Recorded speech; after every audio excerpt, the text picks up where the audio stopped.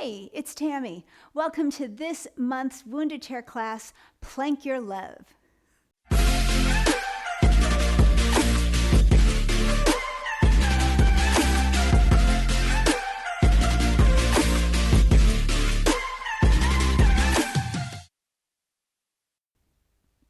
You know, I love me some Debbie Gibson. Who doesn't love Debbie Gibson and the hat? So, yes, it turns out you can plank your love. You might not be able to shake your love, but we certainly can plank our love. This whole month in our 50-minute classes, we are going to be working on push-ups and planks. And I know sometimes you hear those words and it makes you think about, oh my gosh, the pressure on my wrists or my shoulders or my neck. Well, it turns out a lot of times the reason we're having those issues is because the lower half of our body is not quite participating in the way we would like it to. Sometimes the feet are doing too much, the fast is not doing enough. So let's work today on getting our feet in the right position, our legs active, our fast turned on, and working from that powerhouse front and back. Then we are going to find a whole lot of love in those planks. So you don't need any props today unless when you work with the Wunda, you know that there are certain tools that always help you. By all means, grab them. Sometimes I like to have a ball between my ankles, my knees, because it helps me to remember to stay even. You can also use like a folded blanket, towel, quilt to give yourself a little bit of leverage when we're on top of chair. And if you feel like you're a little slippy, of course, please be safe and grab your anti-slip pads and incorporate them as needed. And I want you to think of something today. When you think of a plank of wood, it's not heavier on one side or the other, right? It's just a long body, and depending on how you hold it is where the extra weight is. So today, let's just try and find some balance between one end of us to the other end of us. So on my Wunda today, I have got it already on a top spring. You might like two bottom springs. We're going to be doing some floor, push down, and standing work from here. So find the weight that's good for you. I am going to take a full step back from the frame of the chair, bringing my heels together. And I want you to bend the knees just a little bit. And when you bend and come down, just into kind of soft plie, where's your tailbone? Are you already tilted up?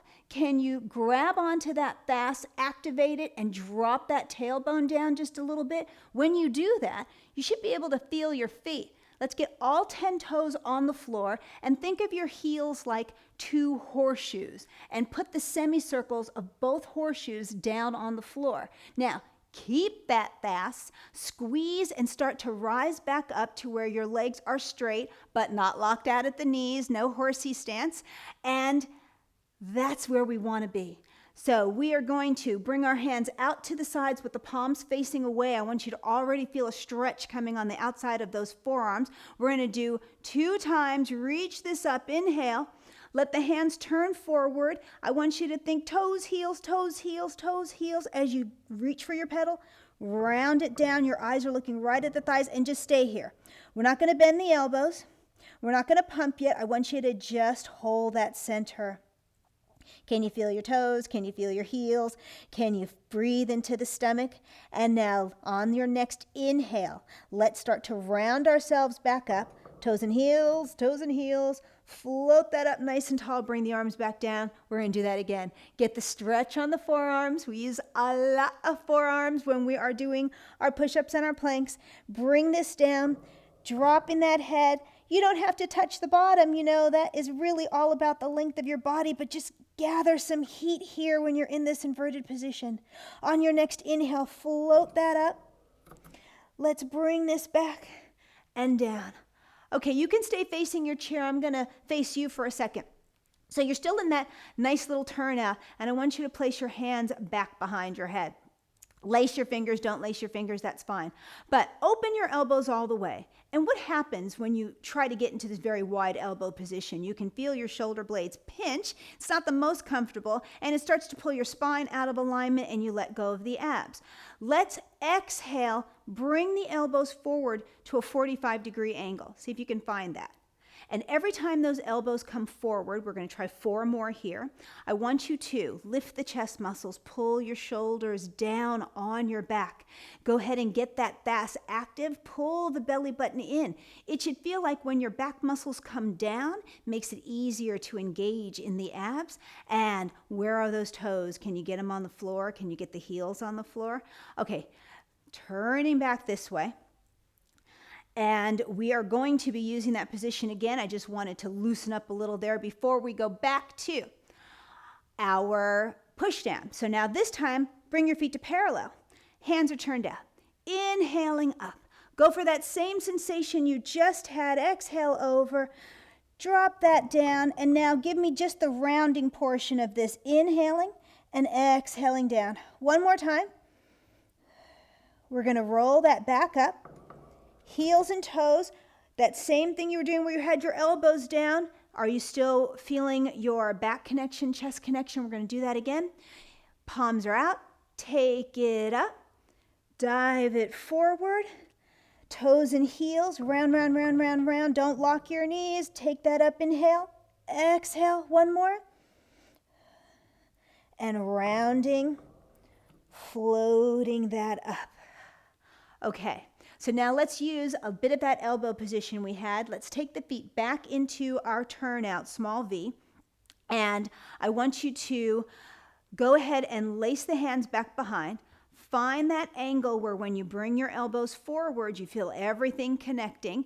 And we're going to go ahead and take one leg. Let's place that foot right on our pedal. And you're just going to be pressing down here. Let's go for 4, 3, 2, and 1. Bring that up. We're going to stay on one leg. I want you to turn to the side. Hello. And you're going to go ahead and let that turn out. So see, my body wants to do all kinds of leaning things, so I might not be in the right position. Let me open up a little bit more. And pressing down, give me 4, 3, 2, and 1. Now I'm going to step back just a little bit so that I can cross over. And I have my foot kind of right to the edge of the wood frame line. I'm trying to keep that upper body active as I was and pressing down 4 here for 4, 3, 2, and 1, bringing that up. Okay, taking that one off, bring the arms down for a second, turning around. Let's try it on the other side. So I think I stepped out just a little further. Oh, wait. This way first. Let's find that line. And we're going to lift, too close, lifting that foot up and pressing down for 4. What's happening with your base foot? Can you keep the toe and heel connection that we were talking about without locking your knee? Bringing that up. Go ahead and turn off. Side. Let's find this line, bringing this down. And don't push into that hip. Find center for 4. Woo, this is my harder side. 3, 2, and 1.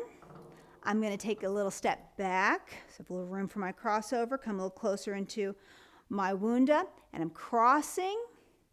And you see how the hips want to turn, right?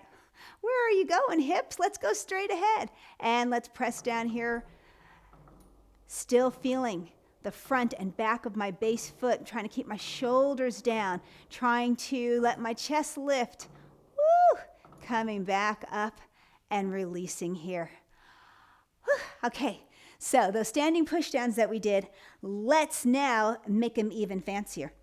We're going to go back to our turned out first position. Can you now just float your heels maybe an inch, not more than 2 inches at the max off the floor? What I don't want you to do is be in the super high releve, because that's often where we get into trouble when we do our planks and our push-ups. See if you can find this lower position. Thas is still turned on, so that elbow position that we were doing, it still translates to these arms coming up. It's just an extension of that. And I'm getting ready to put my hands behind my head. Let's come over. Keep those heels floating, round it down, and give me just 2 lifts here. Inhale, exhale, round, press. Don't worry about touching the bottom. Float up, all 10 toes on the floor, heels not too high. Bring